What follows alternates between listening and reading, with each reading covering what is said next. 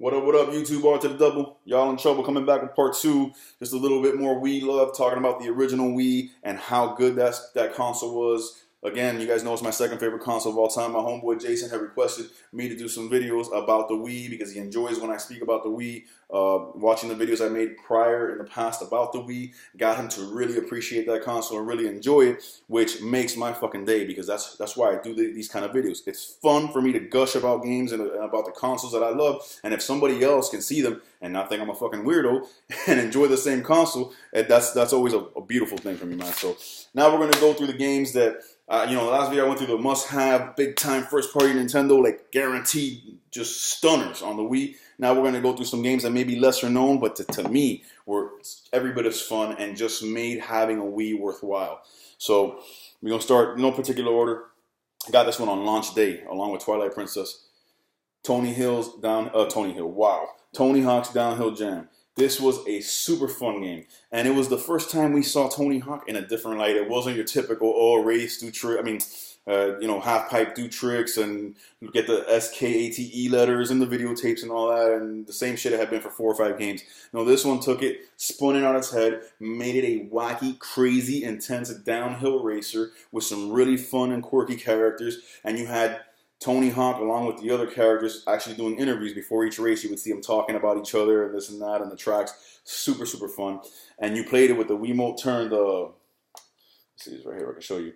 You played it with the Wiimote turned sideways like an NES controller, and it was all motion, left, right. If you wanted to do a forward flip when you went into the air, you would have to like cock it back and then forward, and then spin and all that. It was so much fun, bro. The track design was insane.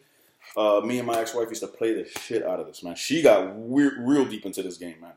Really good game. Next, we got a game that came across multiple platforms, but like you've heard me say before, this to me, the Wii edition or the Wii version is the definitive version for me because of the bonus of the motion controls and how much they affect gameplay in such a positive way. Bully Scholarship Edition. Came out originally Bully on the PS2, and then Scholarship Edition came out on the Wii and the 360. Man, the Wii version, like I said, the motion controls. This is like a Grand Theft Auto. I know you guys have heard me say before, but in high school.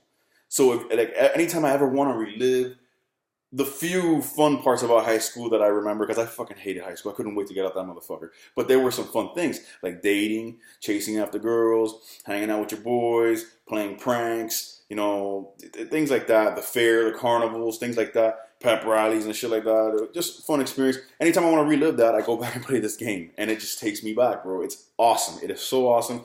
Real good story. Real nice, lengthy game. A lot of stuff to do. Definitely worth it on the Wii. Next, Super Paper Mario. Now this, I know a lot of people always, it's not the 1,000-Year Door, and it's not the original Paper Mario. It's not really that much RPG like the others. I don't care. I don't care. I'm sure those games are great. I never really got into Paper Mario until I played this game. It was awesome. It was quirky. The writing was humorous as hell. I giggled my ass off every time I read the dialogue for whether it was Bowser talking or Mario or the different characters. And just the paper powers and the way that you could flip the world from 2D to 3D to see paths and areas of the level that you couldn't see in a 2D perspective. Just opened up the game ridiculously, man. Super, super innovative game. Definitely must have on the Wii, on the original Wii. Next, Teenage Mutant Ninja Turtles Smash Up. Smash Brothers in the Teenage Mutant Ninja Turtles universe. Enough said. Enough fucking said. The only problem with this game was the lack of characters. They would have had more characters, it'd be a perfect Smash Brothers clone. But as it stands, you got the 4 Turtles, you got Splinter, you got April, Casey Jones, a Foot Soldier, the robot whose name I don't remember, and I think you could play a Shredder. I don't remember. I gotta go back and play it. But just an awesome, awesome game made by the same team that made Smash Brothers. So the mechanics are there. Even the announcers there from Smash Brothers. Super, super fun. And when I bought this, little known fact, when I bought it, since I think I pre-ordered it, I got the original first issue of the Teenage Mutant Turtles comic in black and white from back in the day. Still got that put away. Definitely a great game. Then we got Excitebots Trick Racing. Sequel to Excite Trucks, which was an early game on the Wii. This came out probably the 3rd or 4th year in the Wii's life cycle. It's like F-Zero meets Transformers. You know what I'm saying? You're these robotic animals, but they're your vehicles, and you're fucking hauling ass at breakneck speed. Amazing course design, very well functioning online mode. Just a great racing game, and in a type of racing subgenre that we didn't have a lot of on the Wii. We didn't have our F-Zero, so this was pretty damn close, and it was just fun, man. It was just fun, high octane, high speed racing with some really cool vehicles, man. Next, these two are some of my favorite games of all time. You guys have heard me gush about these endlessly. Endless Ocean and Endless Ocean Blue World. Just beautiful, relaxing, super engaging, open world, basically, scuba diving simulators. Just fucking, like it says at the back, on the back of the first one. What does it say? Da, da, da, da. Damn it. Oh, here we go, on the front. Dive, discover, dream. That's it. That's it. There's a story there. If you want to, you can do it. If not, fuck it, who cares? Just get in there, have fun, and discover all the animals, all the pieces of treasure to find, all the different locations, all the different little secrets. Like the first one had that ghost pirate ship that only showed up at night, and you never knew where on the map it was going to be, but you poke your head out of the water and you could see it and try to get to it. When you got to it, it was like a whole different sub-level. Man, and then the second one has such a great story also that that just seamlessly, like you can do what you want or play a part in the story, or while you're doing what you want and just hanging out, not really trying to do the story, you unlock something that has to do with the story. Super, super, super fun, man. These games are just fucking, man, I'll always have these games. I don't know if the camera kind of stuttered there, but either way. Then we got Red Steel 2. Fucking beast of a game. Motion controls, perfect, 1-to-1. First-person shooter, slash katana simulator, because you have a katana blade also. Great story, graphic novel type look, super fun. Samurai Cowboys, all right? That's all I'm gonna say. Fucking fantastic. Definitely a must-have. The remake, GoldenEye 007, 2010. This was the funky. This was, dude, the control customization. Beautiful graphics, especially for a Wii game. You know how underpowered the Wii was compared to the other two consoles. But man, this one had a very high production value, great voice acting, lip syncing, everything. The same great story, but instead of Pierce Brosnan, you're Daniel Craig, the new 007. Man, and the online mode was freaking awesome. It was very Call of Duty, like, you know, perks and classes and all that crap. And then also, the last one, another first-person shooter, my favorite first-person shooter on the Wii, The Conduit, the original. I know there's a part 2 and I think a part 3, but part 1, The Conduit, fucking multiplayer mode when it was on and it wasn't hacked. Online was fucking addicting. But the story itself, the single player campaign, I go back to every fucking year. I play this once or twice easily. The best controls in any first person shooter because you can customize them to the nth degree. Great graphics, nice weapon loadout, good character design. The aliens look awesome, and it's like a conspiracy. The government and aliens and all this. It's fucking awesome, bro. So that's about it as far as the games go. One other thing I will talk about the Wii. I also have the Wii Classic controller, which connected by the same kind of plug as a nunchuck through to the bottom of the Wiimote. And with this, you were able to enjoy either N64 or SNES, NES, Sega Genesis, TurboGrafx, all the different games on the fucking Virtual Console, which was the #1, besides motion control. So we'll say #2.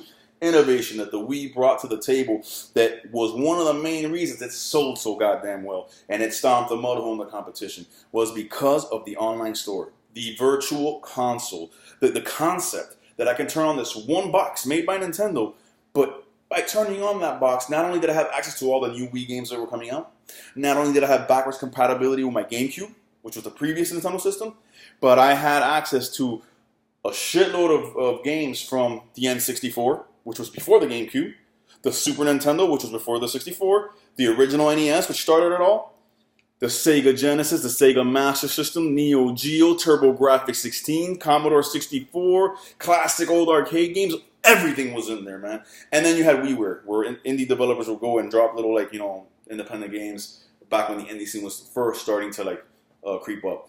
Virtual Console was fucking amazing, bro. On my SD card, on my Wii, I have about 50-something games from Sega Genesis, Super Nintendo, N64, you name it, man. The original Castlevanias, Donkey Kong Countries 1, 2, and 3, the original Super Mario Bros. 1, 2, and 3, Super Mario World,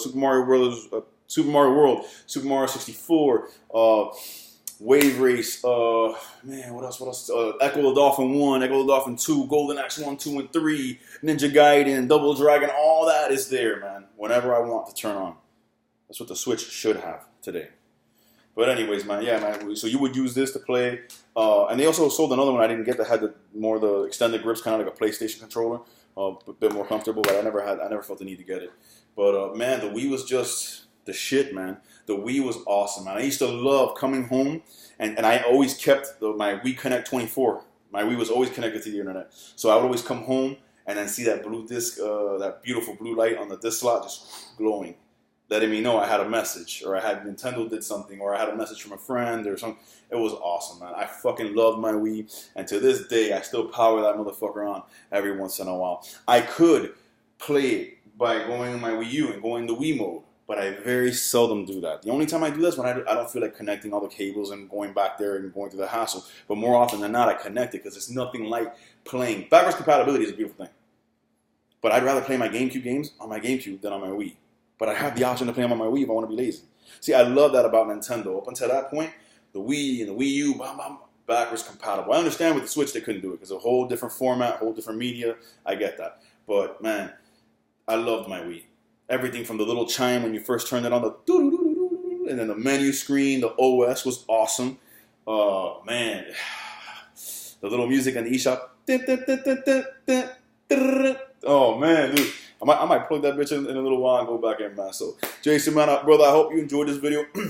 All y'all out there also, I hope you guys have enjoyed it. I hope I shed some light on something you guys already know, man, how great the Wii is and why it's my second favorite console of all time. I can't give it the nod over the N64 because the N64 just blew the fucking doors off of gaming and brought in true 3D gaming.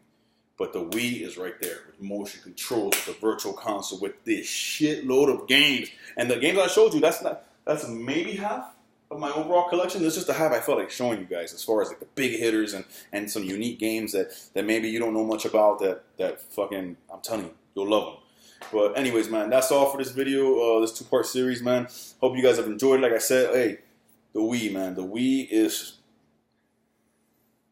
God bless y'all. Stay gaming. Peace.